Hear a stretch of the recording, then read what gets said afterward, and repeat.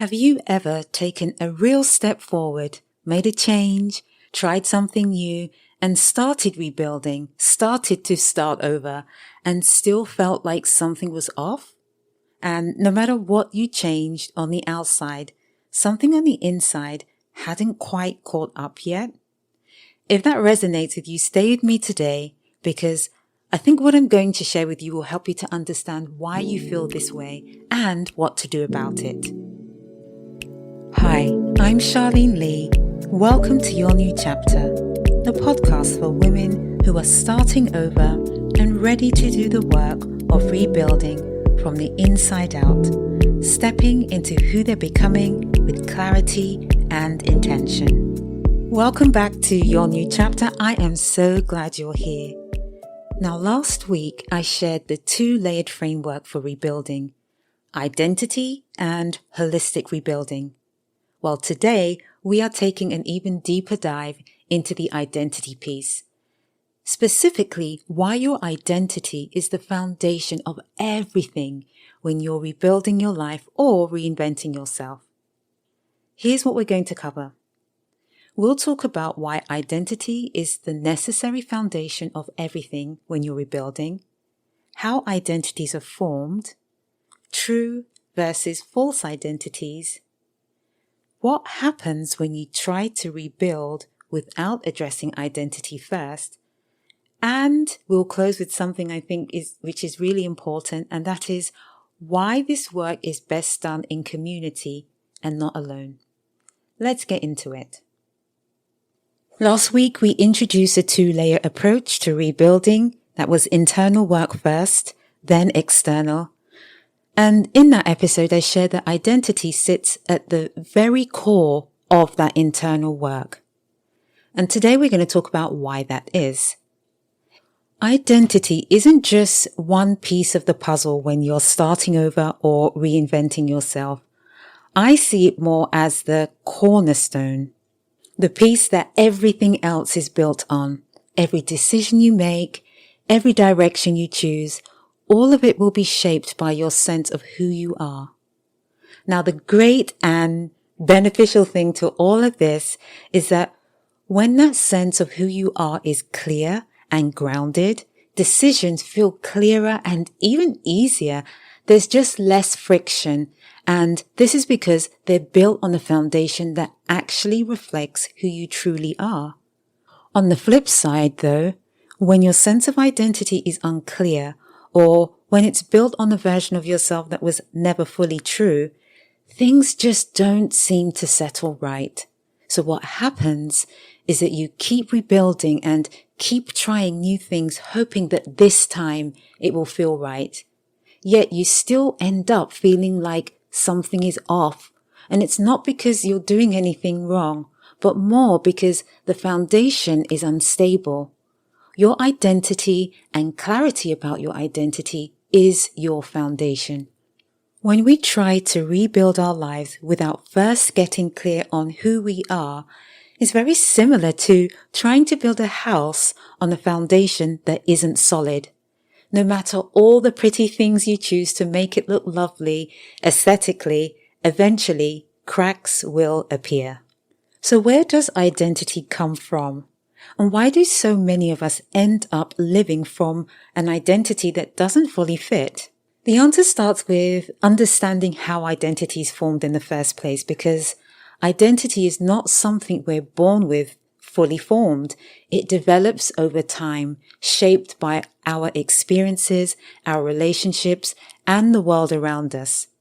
And this happens in two very different ways. The first is through positive experiences. Some of who we are and who we become comes from genuinely good places.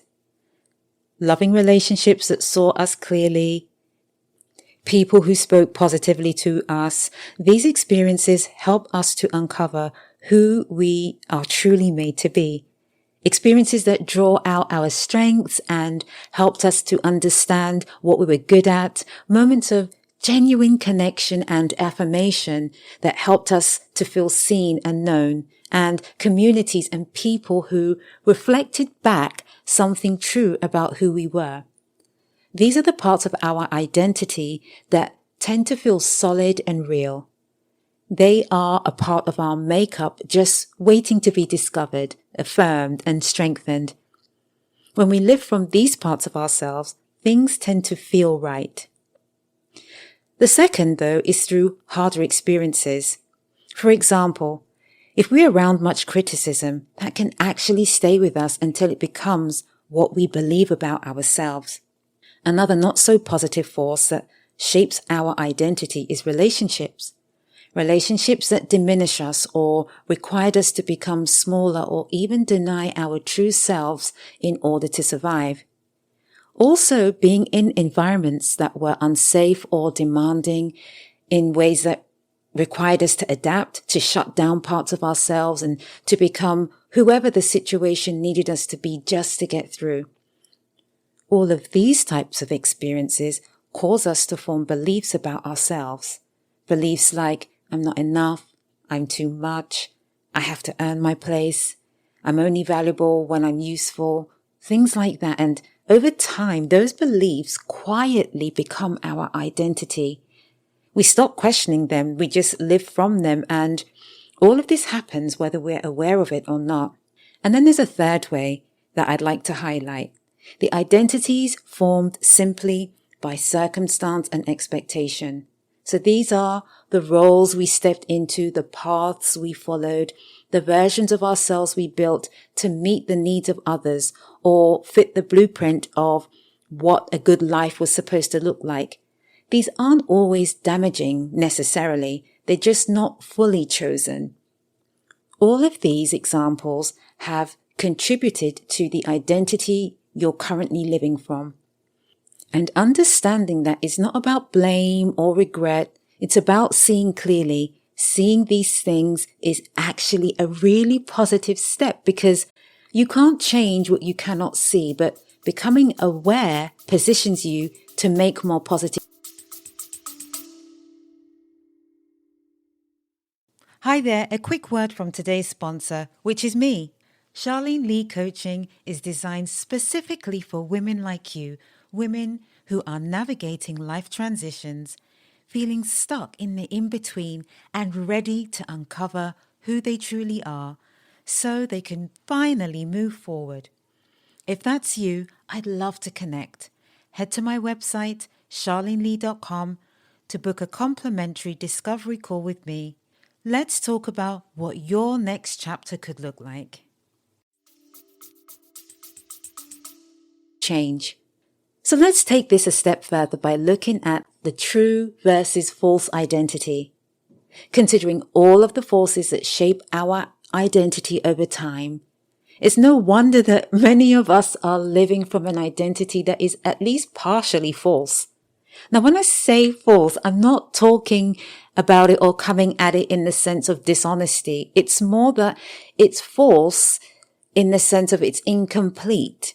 It's been formed in response to the world around us rather than from the truth of who we actually are. And this is where we really need to pay attention because very often the false identity feels familiar. It may even feel like you. You may be convinced that it really is the true you.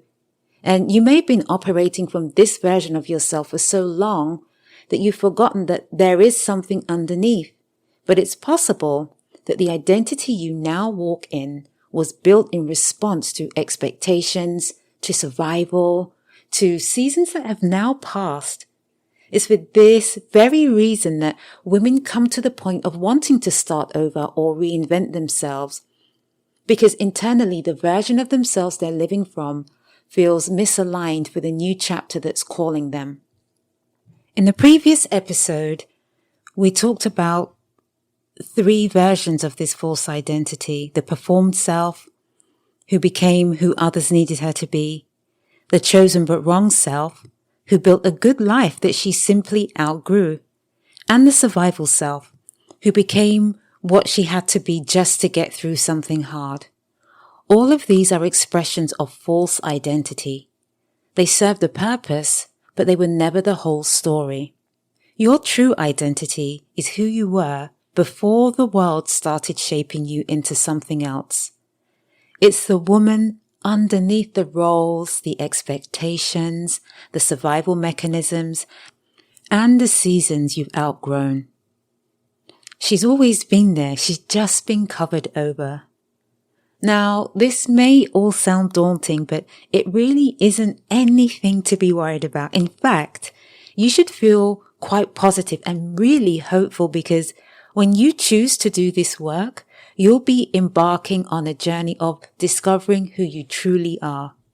The upside is that you're not starting from scratch when you do this work. You're not trying to become someone entirely new. You're not trying to create something from nothing. What you're actually doing is uncovering someone who's always existed, someone who was there before all of the layers were added.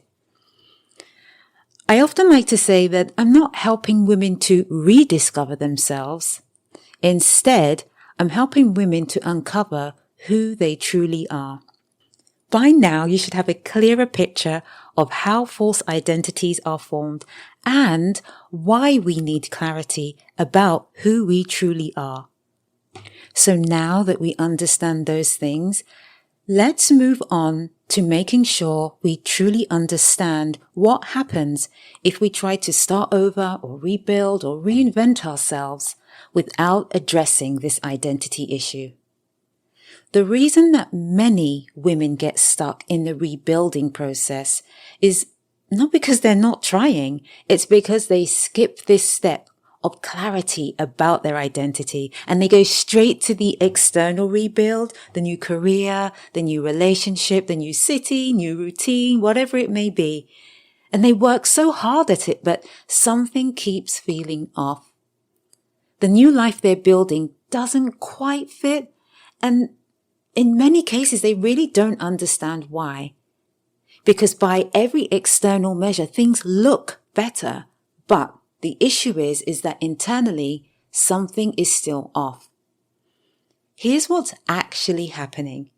You can change everything on the outside and still feel like the life you've created isn't quite yours. Not because the choices were wrong or bad, but because they were made from an unclear or false sense of who you are at your core, the foundation. If you haven't addressed the identity piece, then it's likely you'll bring the same unexamined beliefs into the new job you landed that you thought was going to make everything better, or it's likely that you'll also end up bringing the same patterns into new relationships, or the same internal disorientation into the new city or whatever it is you're doing. Why is this? It's because the identity beneath didn't change. So whatever you do on the external side of things is always going to feel a little bit off. External change without internal foundation doesn't create a new chapter, or not one that sticks and not one that feels aligned. It creates just the same chapter, but in a different location or in a new relationship or whatever the new thing it is that you've tried to do. And eventually, sometimes quite quickly, sometimes slowly, the same feelings of misalignment, they resurface, and you'll find yourself wondering why, after all the effort, you still don't feel right. This is not a failure of effort. It's a failure of sequence. The internal work has to come first, and identity is where that work begins. Now, the great thing is that there is a key to helping you do this identity work, and that is that it's not meant to be done alone. Last year with a group of friends, we read a book called Living Fearless by Jamie Winship, and one of the things he said in that book was, our true identity must be received from God in community.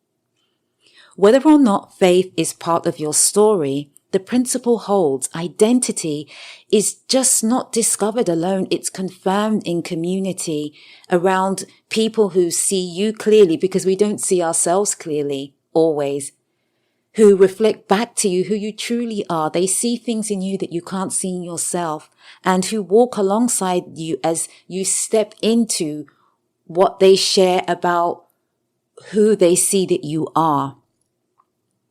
We need mirrors, and we need people who can see us when we can't see ourselves. We need people who can affirm what is true about us when we're not able to hold it ourselves.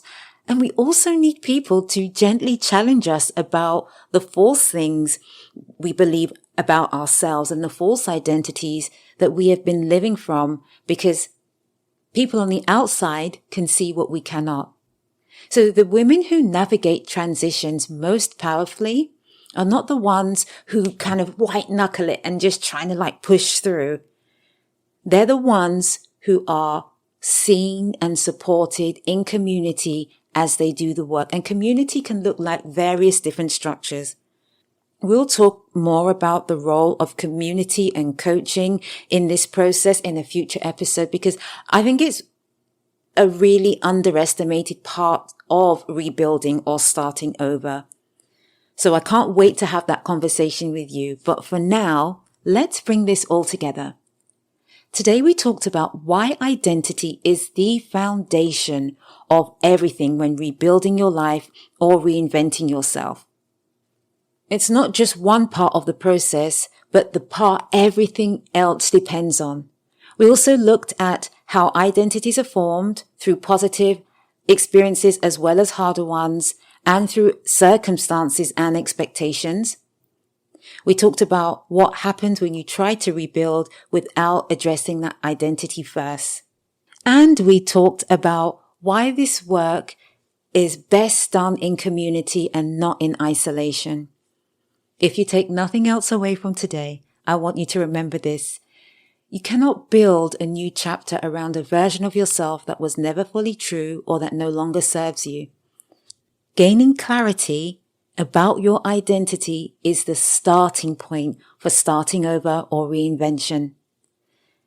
Now, if today's episode resonated with you and you want to start getting clearer on where you are in your transition and perhaps what's specifically holding you back, there's a free quiz that I prepared for you, and that's a great step. It's a great starting point, and it takes just a few minutes and will give you the real clarity on your next step, and the link will be in the show notes. In the next episode, we'll be talking about those brave, wonderful women who are here by choice. They're starting over or reinventing for positive reasons. Women who made a brave and deliberate, exciting decision to step into something new. You don't want to miss that one. Thank you so much for being here today. Take care of yourself this week, and I'll see you in the next episode.